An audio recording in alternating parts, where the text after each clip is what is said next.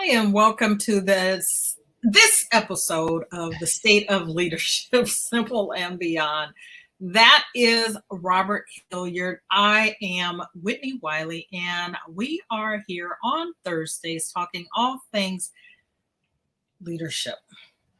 12 p.m. Eastern, 3 p.m. Nope. No, 3 p.m. Eastern, 12 noon Pacific. I'm in vacation mode. I'm telling you now. I'm in vacation mode. We're taking a couple of days and going camping. I don't know if that's a vacation or not, but we're going camping, and I'm already there. So we are here talking about leadership, and this week we have book club. So we are talking Decisive, How to Make Better Choices in Life and Work. It is by Chip Heath and Dan Heath. And this is a book that's about the art and science of decision making. And the whole point is to help you overcome common biases, pitfalls, and uncertainty associated with the decision-making process. And so we're going to get into the steps of the framework that they have. We're going to talk about some of the challenges that get in the way of you making great decisions. And we're going to do that without telling you everything about the book, because we want you to buy the book, read it, and become better decision makers, right? Leaders are decision makers. That is one of the things that you are going to be doing, making decisions for yourself, for those you lead, for the organization that you are running or are a part of. And so having the tools, the knowledge, the skills, the ability to make effective decisions is an important one for leaders. So Robert, opening thoughts. Opening thoughts. This is one of those books where this was your pick.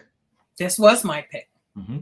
And this is one of those books where I started thinking about this, and I said, this is one of those books where I need to start giving it away as a gift to people. Right. This one and Culture Code. Those are, this one's right up there, I think, when it comes to how to make decisions, because it talks about a lot of the things that you and I have talked about over the years, how to make decisions and why people make bad decisions. I don't want to give anything away, so I'm gonna just segue back to you right there.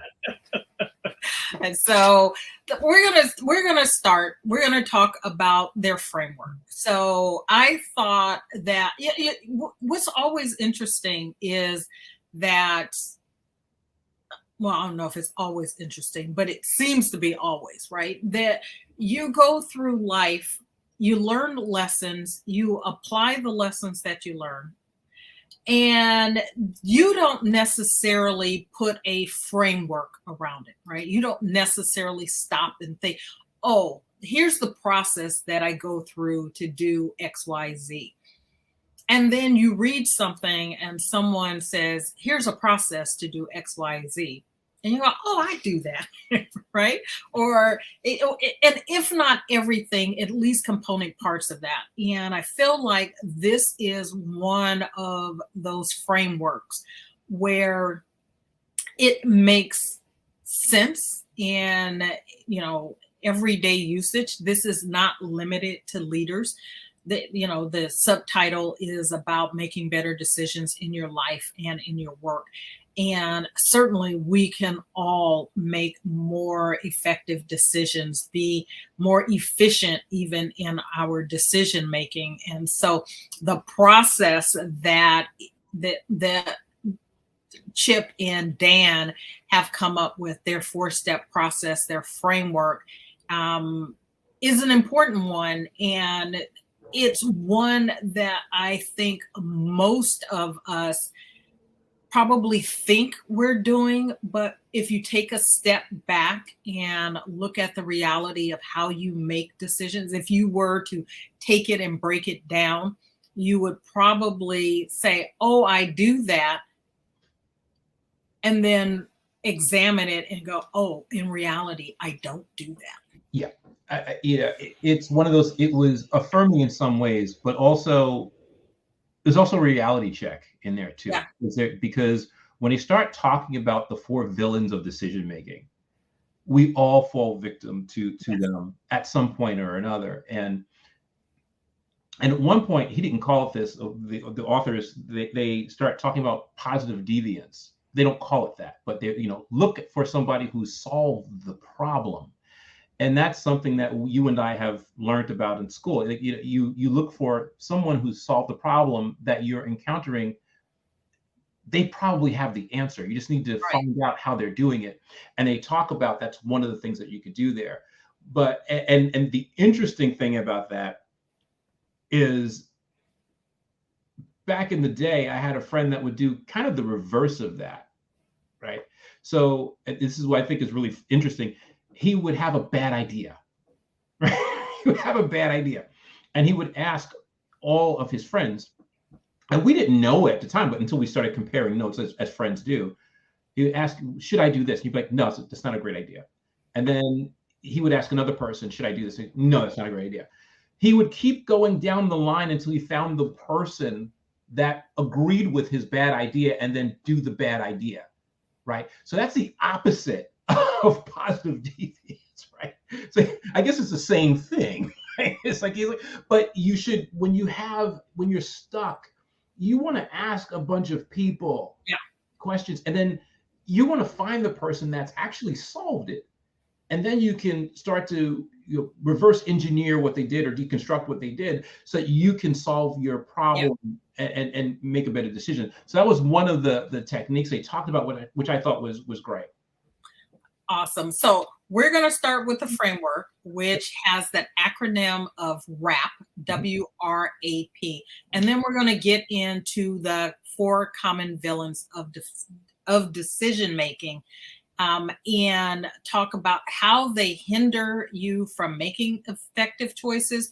And then it ties back to the framework, which is how you will actually make those better decisions. So, and I thought about doing this in the other direction, but they lay it out the way they lay it out. So I'm going to follow the direction that they went. And so the 4-step process, WRAP. And WRAP is widen your options,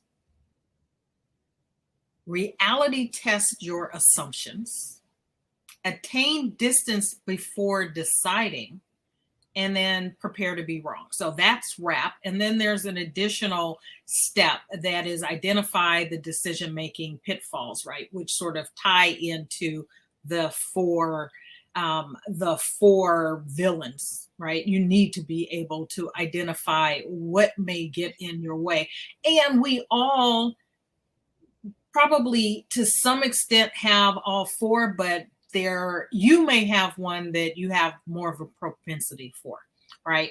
And I would say if I were to say which one I had, mine would probably be overconfidence. I'm just gonna throw that out there. What you mean with the four villains? With the four villains, yeah. Okay. Yeah. Just sort of throwing that out there. Because I'm not perfect, right? I'm not perfect. But so the 4-step WRAP process. So widen your options is about expanding the range of possibilities before jumping into a decision. And what's really interesting about this is often we are presented with a choice, right? A decision that we need to make. And we look at an option or two, maybe three, right? And we tend to think things are either or, black or white, one or the other, all or nothing. When in reality, there's generally a range of options, and the actions that we can take fall on a continuum. But we don't necessarily stop to look at the options that are available to us. Some of it is about time, or at least perceived time, right? We don't have time to actually look into all of those things. And that's been the I would say the obstacle that I feel like particularly when I was in corporate life, that the decision makers always felt like they needed to make a decision right now. Instead of taking the time and really exploring what the options were before making a decision, and it would come back to bite them and then ultimately us, because there was such a rush to get to an answer and a decision, because it sends the message, I guess, that you've done something. Well, I think a lot of leaders pride themselves on ironically being decisive. And so you make a decision and you shoehorn it so that it works, or when it falls apart, you don't acknowledge it. So and we've talked about that a lot. So Yeah. part of being a good leader is acknowledging your mistakes as well and learning from them. But there are a lot of people out there that will make a decision without doing any kind of research or thinking it through, or falling prey to confirmation bias, which we'll talk about a little bit. Yeah. And then what they do is they try to work. It's not working. And I love to use marriage as an analogy, like I often do. It's not working, right? You if you've gone to counseling, if you've had the conversation and things still aren't working, then you need to probably make a different decision. Yeah. And some people don't want to do that. And the other thing is, when let's use that same thing as same analogy. The marriage isn't working, they just ignore that it's not working. Right. And it's the same thing with some leaders. When they make a decision, it's a bad decision. It's not working. It's not going to work. Sometimes it's better to cut your losses and do something different, or admit that you made a mistake. And with the whole narrow frame thing, one of the things that I loved about the book is when he talked about when you find yourself doing an either or, that's when you need to check yourself. Whether or not I need to do this thing. When you find yourself caught in that binary quandary, that's when you need to say, okay, this is a narrow frame. I need to break out of this. So is it either or is it this, that, and this other thing? So narrow your frame a bit will give you better options and give you, we'll talk about that a little bit more, but getting some distance so you can start making better decisions. Yeah. So, in order to widen your options, some things that you want to look at are seeking alternatives, right? Actively look for alternative solutions and consider a whole variety of choices, even if they don't seem conventional, right? Being willing to look at things outside the box. You may not ultimately make a decision using one of those things, but you want to look at the universe of alternatives that you have. Certainly as many as you can within the time frame that you have, without you unnecessarily putting time constraints on when you need to make a decision. I was talking with a client this morning, and we were discussing, some challenges, some things that had happened. She'd been on vacation, and some things that had happened, and how she had made decision on the front end of the vacation, basically to be unavailable, right? To set things up in such a way. And it's been an ongoing process to get to a place where the acknowledgement that, at least in her particular world, most of the things that come up are not life or death, right? They're not problems that have to be solved right away. If someone else is in charge and makes those decisions, is not a bad thing. And that it could wait till she got back, even, right? And sometimes we don't allow for any number of reasons, some of which may be ego. There could be other motivations behind it. But I have to be the one to make this decision for whatever reason. Therefore, I need to make it now. And so there's not the permission given to take the time to look at what the alternatives are. And another one to widen your view is the multi-track your options, right? Rather than committing to a single course of action, consider multiple options simultaneously, right? It doesn't have to be necessarily down one path. Maybe there are multiple paths that you can go on until one sort of reveals itself. And we talked about this when we did, last year, or was it earlier this year, we did an episode on decision making, right? We laid out a whole thing on decision making. And so sometimes you can go down multiple paths at the same time and see which one reveals itself as a better option. I do it all the time. I tell a lot of times, I tell people when two options open up where you get asked to say yes. See what happens, right? Say yes, work on both. One may fall by the wayside. You still have this other option here that'll work. And so, I think it was very interesting because the authors started kind of equating some of like I do, they equate it to personal relationships. They're like going, you don't want a multi-track in your personal life when it comes to finding a mate, right? But you can use it for many different things. And he talked about advertising where these people actually worked on two separate ideas at the same time.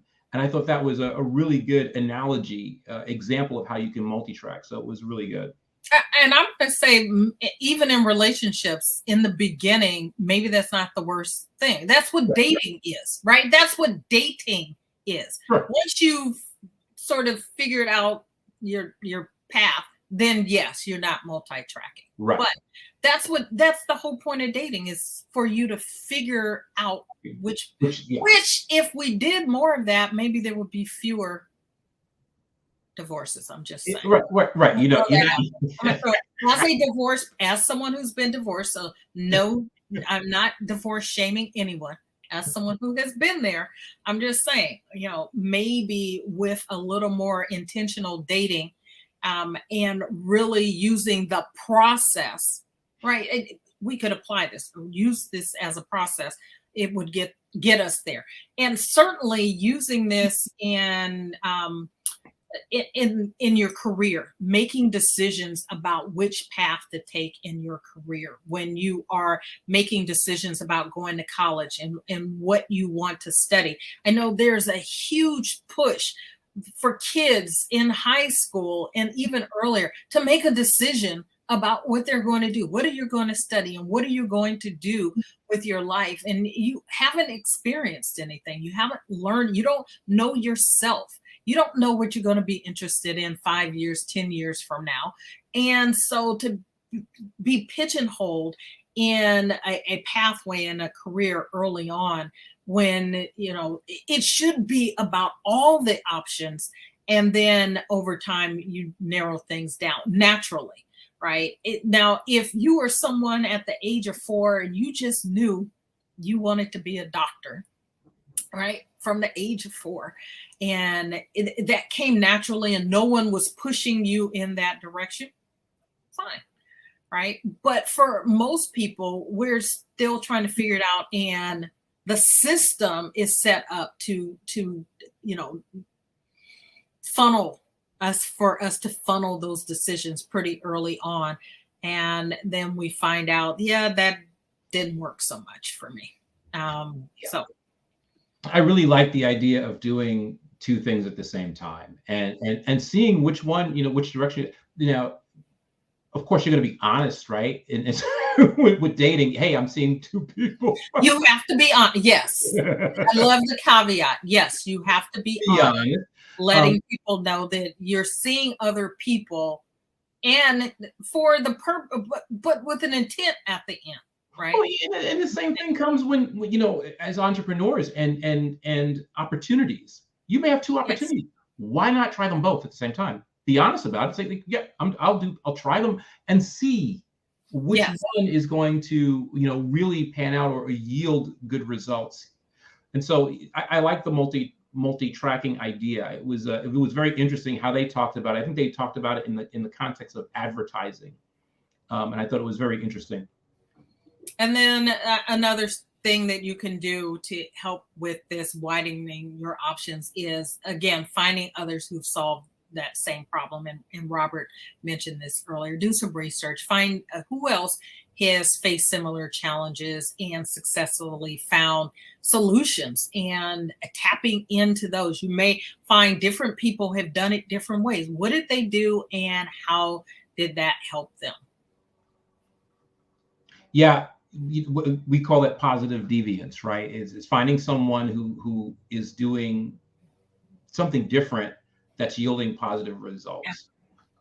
And this is something that a lot of really skilled scientists know about. You find an organization that's having a problem. If they have a problem, you dig deeper to see if someone in that organization has solved the problem on a smaller scale, and then you can see if you can, bring it back out and apply it to the problem at that the larger organization is having. So I thought that was another great thing, and I love the fact that that's something that you and I have talked about before. It's like, the check mark. Right? So finding someone else who has solved the problem that you're struggling with, and certainly you can use that in your personal life, right? Yeah. Again, it's part of widening your perspective, widening your options, asking different people things, and saying, hey, I'm having this dilemma. Have you encountered it before? You have. How did you work through it? And if you ask enough people, you will come across undoubtedly somebody that solved for it. I think what tends to happen, we run out of steam, right? If we ask the first couple of people and they have not encountered it, there's this tendency to get frustrated and to stop. Remember, if you're making a really big decision, you want to take some time to really think it through and do some research before you go ahead and execute that. I just want to say this in the context of what I do. And I know this doesn't necessarily apply to every single coach, but the work that I do with career transitions, the sort of the why behind it, the process and all of that has come from my having done this before and looked at what others did to make those transitions to solve their work Sure. related issues. And now I'm doing that. And what I find is that the clients that come to me, that's really the reason why, right? Is that I am that person that has solved that problem. And so for a lot of us, we are sort of that light, that pathway for others. It's not necessarily the case for every coach in every situation, but that's an avenue and an option that's available to you as well. The next step is to reality test your assumptions. And this one, I imagine, is probably one that's a big challenge for a lot of people, right? Is that in reality testing your assumptions, you're actually challenging your assumptions and seeking objective information before finalizing a decision. And and this is, going to the villains, right? We get sort of emotionally attached, right, to the things that we feel and the things that we do and what we think. And so it becomes a challenge to actually reality test your assumption, because it lets in the possibility that you might not be right. Well, yeah, and also, and it's really hard to talk about this without talking about the villains, right? Let's go ahead and bring that one in. Well, this what I'm talking about is confirmation bias, right? We tend to, when we want to see something, we'll ignore anything else that disconfirms it. Yeah. We only look for the things that confirm it. And so it can be really hard to be grounded in reality when you think you're seeing reality, and you're really not. You're biased by it. So it can be really helpful to get somebody that has a fresh perspective to look at what you're trying to solve for. Absolutely. And so a couple of the things that you can do is to gather diverse perspectives, right? Asking other people, get input from different people with varying viewpoints, which as I look around, I see becoming less and less a thing, that there's such a coalescing to be informed by people who think the way that we do, who support our biases unintentionally, unconsciously maybe, but certainly we get our news from sources that confirm what we're already thinking, and what we believe. And in the end, in making decisions, it's not particularly helpful.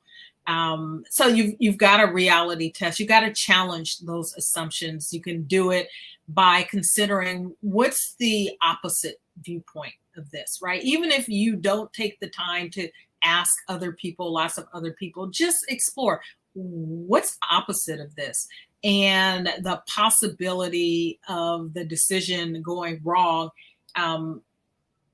if I go in this other direction. Right. I think it's really important. Again, we're talking about making some pretty big decisions. I think it's a good practice to get into this, even if you're making smaller decisions, because it's going to build up that habit of, expanding your options and recognizing the four villains, so that you can start to make better decisions at all levels, in all aspects of your life. I think that's really important to try to do.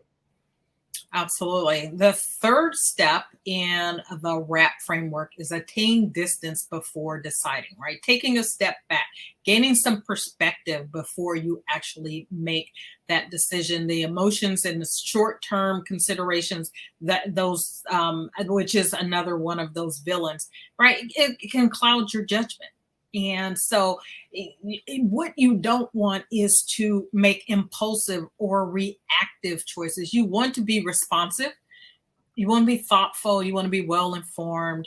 Yes, you want to be timely, and ultimately, yes, decisive, but it doesn't have to be rash or impulsive. And so a way to do that, to attain some distance, is to take a break. Right? A physical, a mental, just take some space, right? Before you ultimately make that decision, gather the information, and then say, I'm going to sit on this before you actually make the decision. Take the time to reflect and introspect. I think that may be one of the hardest things to do, because when we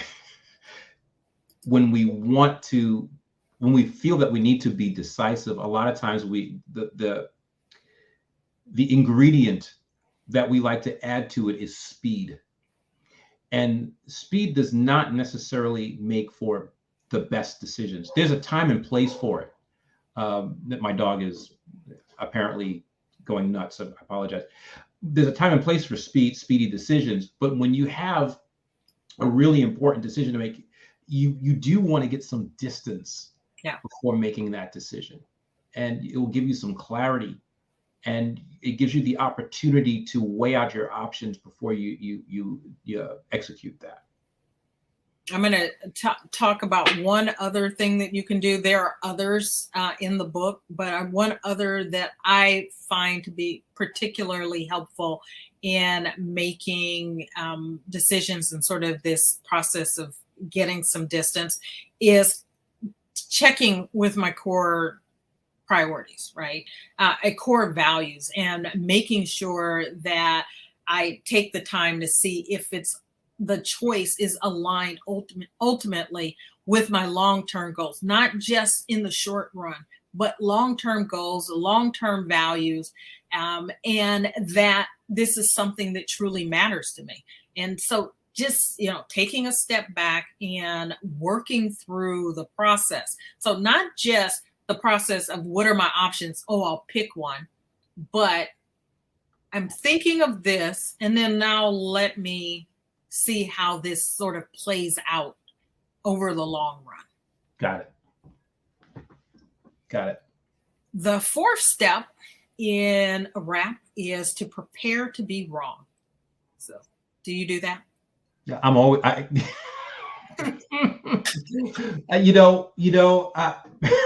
Yeah, shame on you, Whitney. Shame on you. I try to consider whether or not the answer that I'm a quick thinker, right? And a lot of times I may think I have the answer. So what I'm trying to do is reality check my answer before I say something. So because I'm like, you know what, I may not have the proper answer to this. So I'm prepared to be wrong a lot because I am wrong a lot. That's too funny. I'm prepared to be wrong. I do prepare to be wrong. I think through the contingencies, plan for obstacles, if and I ask the question, what's the worst that can happen? Right. And then what's the best that can happen? And sort of think through what are the things that are going to come up? What can I pull from the past where I had lessons that I could apply to this, right? So planning for contingencies, learning from failure, these are all things that you can bring into the process that will help you be prepared to be wrong. And what I think is really important is to take a moment. If the decision that you're making is not fatal, right? Physically fatal, emotionally fatal for a relationship, it's not going to be the absolute end of your business or your career. And probably 99% of the decisions that you're making are not going to be fatal, right? If it's not going to be fatal, then be okay with that. Whatever decision you make, it could be wrong and it's going to be okay. In the end, it's going to be okay. And you can choose again. Learn from whichever decision you made and the outcomes that come with that. Learn from that and then use that as feedback to make the new choice, right? And but you've got to be willing to learn from that failure. And we talk often about being learning organizations and allowing for mistakes to be made and to learn from them. And here's one of those situations where that's helpful. Yeah, I am a big proponent of having contingency plans. One of the things I do when I work with clients and they come up with strategies, I go, okay, this strategy, how do you feel about it? And it feels really good. I feel really good about the strategy. And I go, okay, what will you do? Or what could you do if it fails? And we build in that. I like to do that, build in that contingency plan. So you have a strategy that's really good, a decision that's really good. You feel good about it, but you're prepared if it falls apart. And I think that's what a lot of people could get better at, myself included. I try to practice what I preach, and that's why I started using it a lot with my clients, because I started doing this. It's like, you want to, okay, I feel good about this. This is a good decision, but what if it doesn't work out? How would I rebound? What would I do? What could I do next? And then, of course, learning from that, like you say, so that you can go to just rebound from that and be prepared to make better decisions in the long run. Absolutely. And so if you think about, so that's the framework, right? The basic framework, the WRAP framework. And you think about what are the things that can get in the way of effective decision making. And we've talked about a couple of these: the confirmation bias, the short-term emotion. I mentioned that probably I suffer from an overconfidence more than any of the others. And then the fourth one is narrow framing, right? And so all of these are, when you use the framework, will help you to work through one or more of these simultaneously, right? So for me, and overconfidence comes from the fact that I for the most part feel like I make good choices, right? And so because I make good choices and I'm pretty good at taking action, I can, sort of feel myself around that a little bit and not think through all the options that could be available. Some of which may be better. Maybe what I decide is not a bad option. It's not that it's bad, but maybe there were better options that had I taken the time to consider them rather than wanting to just take off running, and being really confident in what I've decided could help me to make even better decisions or to make decisions that have even better outcomes.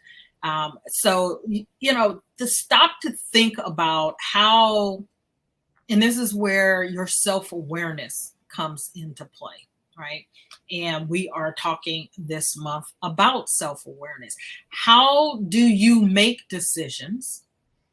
Are you making effective decisions? And where is there room for you to improve your decision making process? And so, and what are the things that get in the way in terms of the four villains? Which of those impacts you the most? And did you say which one for you, Robert, was? I did not. Are you going to? Or are you keeping it a secret? I think of the four villains, I think I am, and I hate to say this, but I'm going to be honest, narrow framing.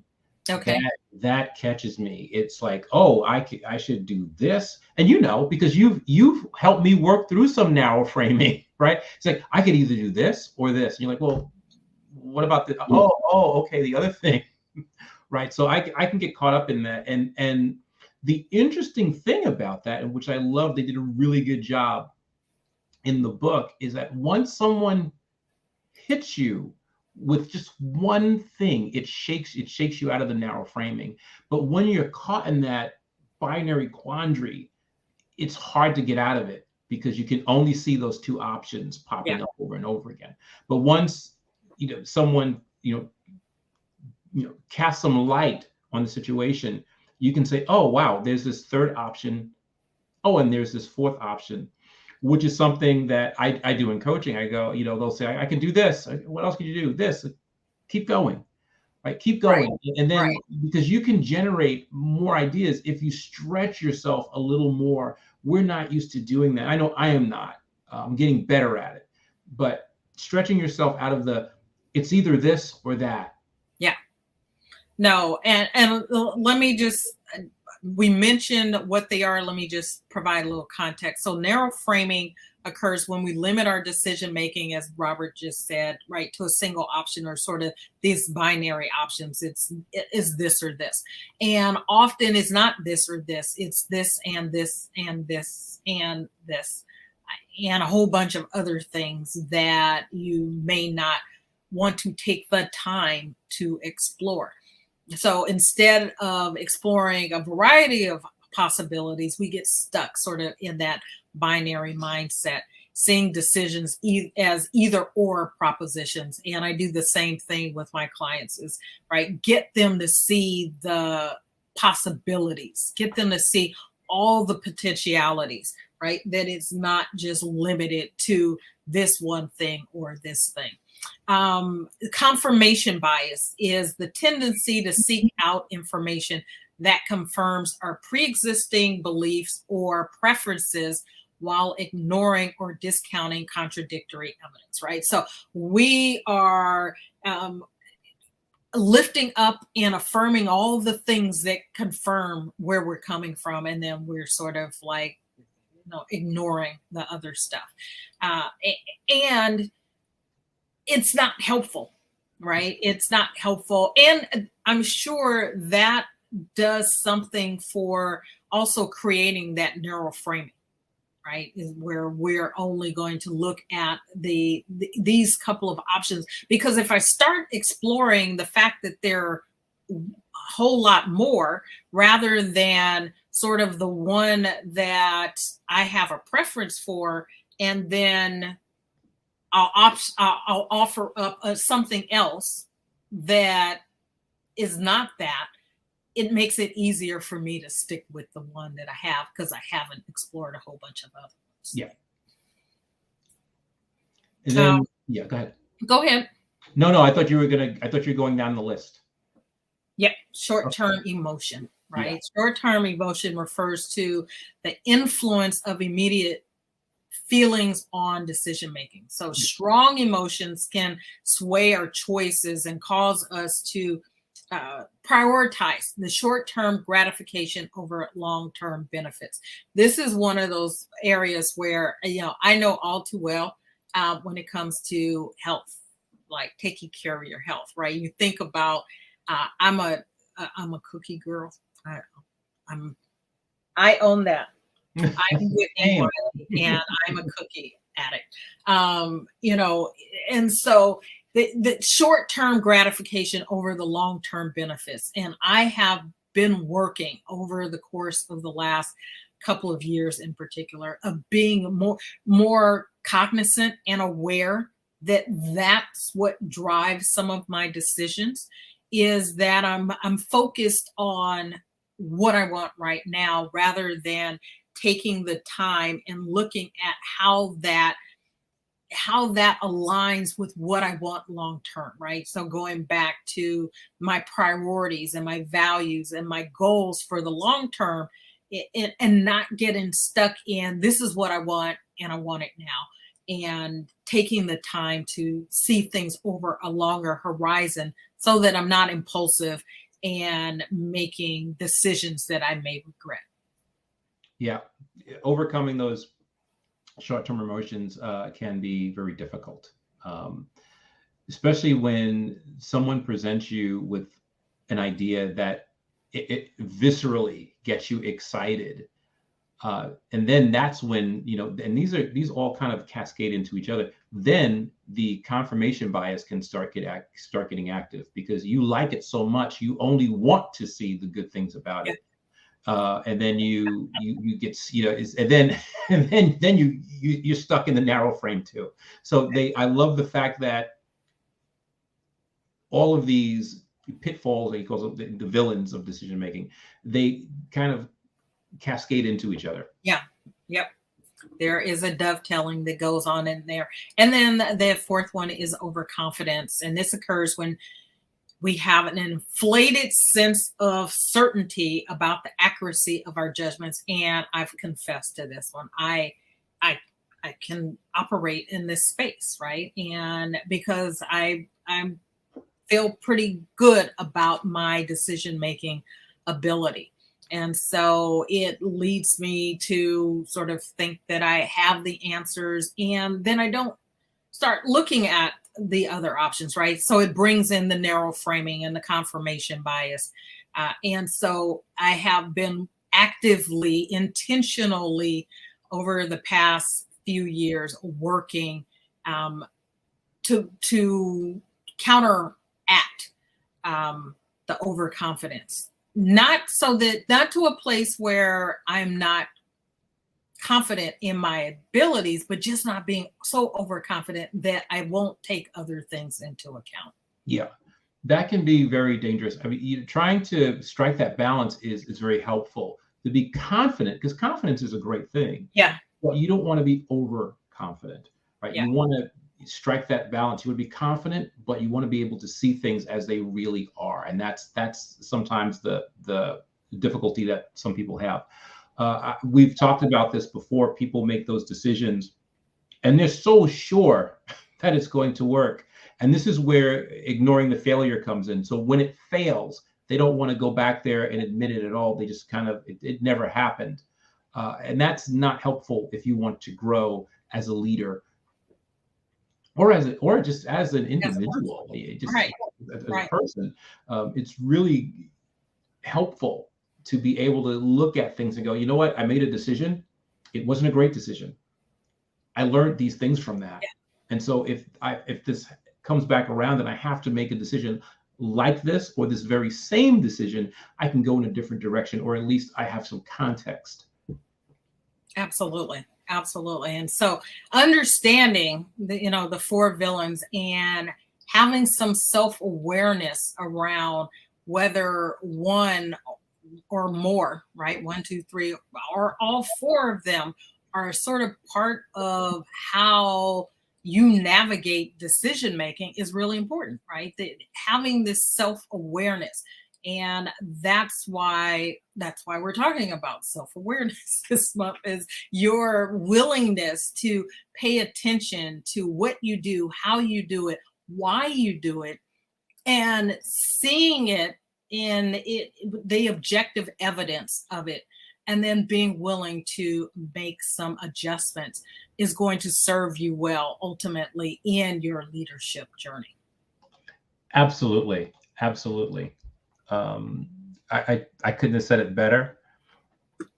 I think that, like I said in the very beginning of the show, that this is one of those books that I'm going to consider suggesting to some leaders I know out there that struggle with making decisions or would like to make better decisions. Yeah.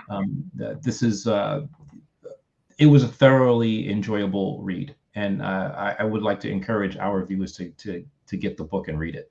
Absolutely. I likewise encourage you to do that. I listened to it on Audible, and it listened well as well, right? And not every book, you could read it, you could listen to it. Not every book is a good listen, and this actually was a good listen. So if you have a propensity for audio books, I would recommend that, as well as getting the book and actually reading it. So yeah. We have another decision for you to make. And that's whether or not to get in touch with Robert. And Robert's going to tell you how you go. I thought you were telling me, I'm like, I have to make a decision? He's going to tell you how you could go about getting in touch with him. Absolutely. You can reach out to me by emailing me at inspireme@roberthilliardcoaching.com. Or you can go right to my website, and I have a form there you can fill out. You can tell me what kind of issues you're having and set up a discovery call with me. And I say this all the time. I love it when people come with those really hard things that they're struggling with. I like to help people break out of that. So if you're struggling with that, come to me working with your team. If you want to have your team be more effective, more efficient, get along better. I love working with people on that too. Awesome. And if I can help you, gotta find the actual link for this. If I can help you make some decisions about your career, about making a transition or managing your career in a way that will align more with your values and your life's priorities, check me out at shiftingintoaction.now.site, shiftingintoaction.now.site. There are a couple of ebooks there that are gifts for you. One is about vision of wellness, and there's one called Love Your Work that will walk you through a process that will help you get some clarity about your career and a direction to move into. So I can help you with that. That's a decision that you need to make.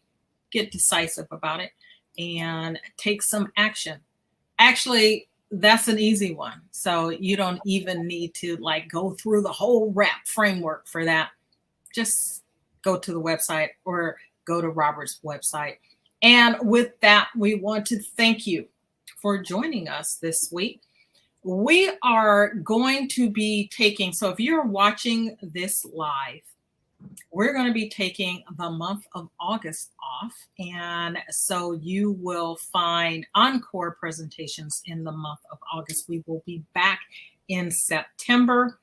We are, following our own advice, right? Which is to take care of ourselves. And so we're going to do that in the month of August. If you are watching this on repeat, on replay, that's fine. Don't look for us live next week. That's all I'm saying.